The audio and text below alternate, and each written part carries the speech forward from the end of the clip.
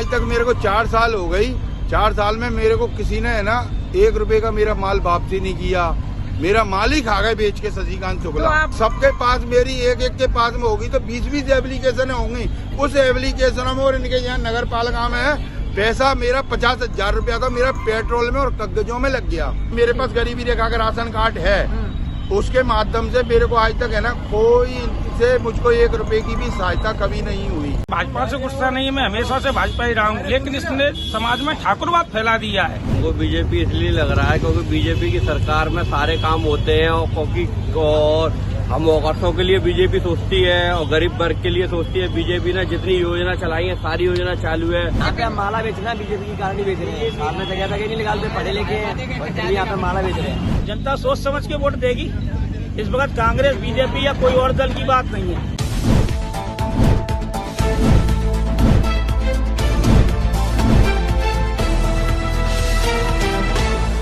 मेरा शशिकांत शुक्ला एक नगर पालिका अधिकारी थे यहाँ पे 2018 में आए थे। वो 2017 में 18 में वो मेरा माल 60,000 रुपए का ले गए नगर पालिका के द्वारा।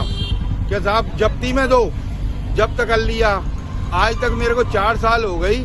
4 साल में मेरे को किसी ने है ना 1 रुपए का मेरा माल वापसी नहीं किया। मेरा माल ही खा गए बेच के शशिकांत शुक्ला। सबके पास मेरी एक के पास में होगी तो 20-20 एप्लीकेशन होंगी। उस एप्लीकेशन में और इनके यहाँ नगर पालिका में है पैसा मेरा 50,000 रुपया था मेरा पेट्रोल में और कागजों में लग गया। मेरे पास गरीबी रेखा का राशन कार्ड है, उसके माध्यम से मेरे को आज तक है ना कोई से मुझको 1 रुपए की भी सहायता कभी नहीं हुई। ये कहते हैं कि मकान दिए, दुकान दिए, ये करा, किसी को कुछ नहीं है। आपकी बीवी को कहीं पे कुछ भी नहीं, 1 पैसे का कोई नहीं। Hariprasad echoes the same sentiment. तनख्वाह नहीं मिला सर। कब से? 2005 तक तनख्वाह मिली, 2005 से तनख्वाह नहीं मिली। नहीं मिला। आपने किसी से बोला था?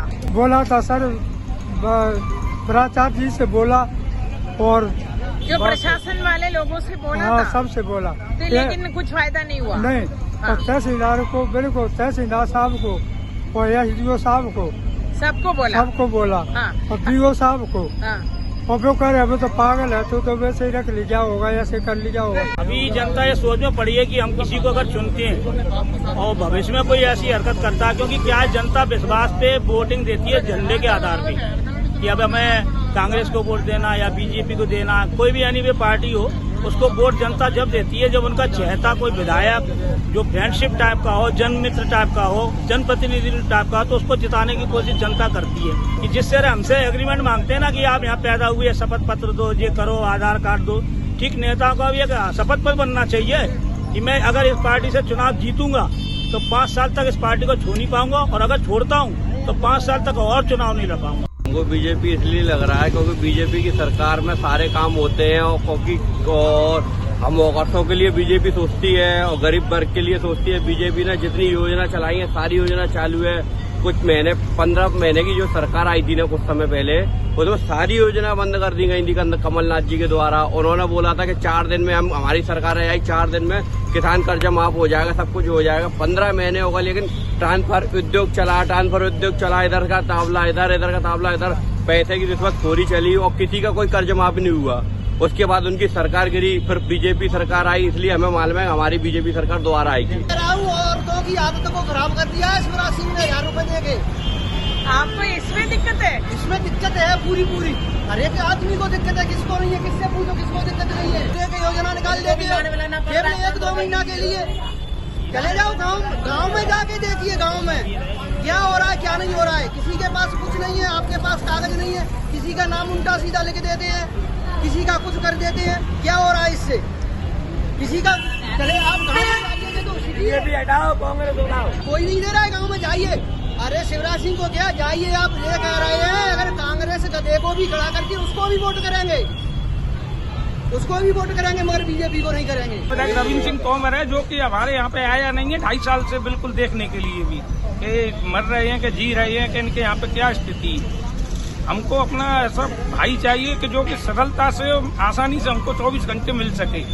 हम नरेंद्र सिंह और रविंद्र सिंह के पीछे यहाँ से 50 किलोमीटर दूर थोड़े ही जाएंगे उनसे मिलने के लिए। भाजपा से गुस्सा नहीं है, मैं हमेशा से भाजपा ही रहा हूँ, लेकिन इसने समाज में ठाकुरवाद फैला दिया है, जातवाद का चुनाव बना दिया है। इसने समाज में जातवाद फैला दिया है। और भाजपा शासन से हमको कोई परेशानी नहीं है, हम हमेशा से भाजपा को ही वोट करते आए हैं अभी तक, लेकिन इस बार हम भाजपा को वोट नहीं देंगे। नरेंद्र सिंह तोमर की हम खटिया खड़ी करके पहुंचाएंगे यहाँ से। आप बोल रहे हैं कांग्रेस की सरकार आएंगे, क्यों? जनता के साथ बीजेपी ने लगातार 18 साल से धोखा करती आई है और पिछली बार 2018 में जनता ने मध्य प्रदेश में कांग्रेस को चुन के भेजा। लेकिन कांग्रेस वालों की गलती से गया नहीं, कांग्रेस की कोई गलती नहीं थी। जिनको डर था कि बीजेपी वाले ईडी पटकेंगे। अपने यहाँ जातिवाद का चुनाव है मैडम, पूरे मुरैना जिला में 6 विधानसभाएं, यहाँ किसी से कोई मतलब नहीं है पार्टी से, यहाँ सिर्फ और सिर्फ जातिवाद का चुनाव है। हमारा ठाकुर खड़ा है तो टोटल ठाकुर एक साइड में, हमारा ब्राह्मण खड़ा है टोटल ब्राह्मण एक साइड में।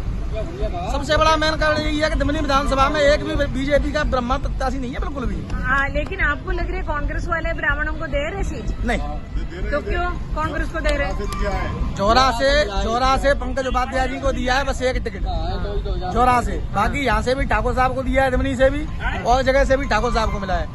मतलब ब्राह्मणों की लगभग कटौती की जा रही है मैडम। और दिमनी विधानसभा ब्राह्मण बहुल इलाका है, यहाँ से 2-3 बार सरकार रही है, जो विधायक रहे हैं वो बलबीर डंडोतिया जी, गिरिराज डंडोतिया जी मिनिस्टर बने नहीं, मगर अब हो गया जातिवादी का चुनाव।